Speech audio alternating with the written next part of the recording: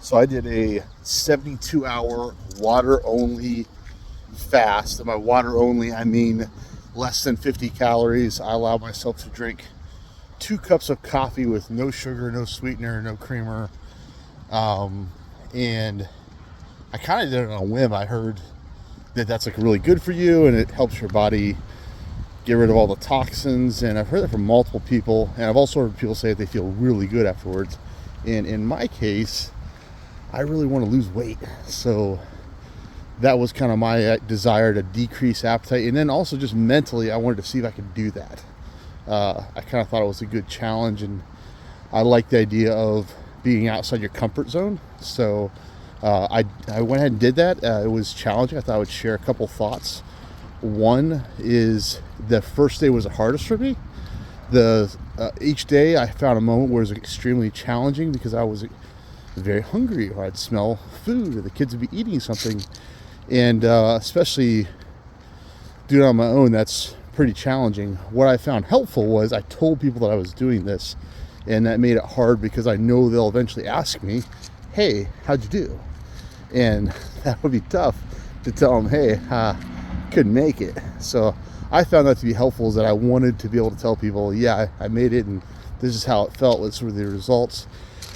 I did find that when I went to eat, that I thought I would be, I fasted before, but it's been like a longer fast where you can eat fluids, and it's kind of feels like cheating because you can have a milkshake. Yeah, you're not eating food, but you're, essentially just putting it all in a blender, and that's a whole lot easier to get through. So I kind of knew that when I went to eat solid food that it would, your eyes are always bigger than your stomach. So that was very true. I found that very much so that I wanted to eat all sorts of things, and then when you go to eat, it's like you eat a carrot and you're like, oh, I'm kind of full now. So anyways, I do feel very good after doing that. I found that my desire to drink water, I thought I'd hate water once I was done with this. I found the opposite, that it's much easier for me to drink more water in a given day, which is what you want. You want to be able to drink lots of water. So that's going to help you shed more pounds and get rid of those calories. I won't give you the science behind it because I don't know it, but I've heard a lot of people say that's really, really critical. And so that was something I wanted to increase, was drinking more water each day. So I was a little bit worried that I wouldn't want to drink water.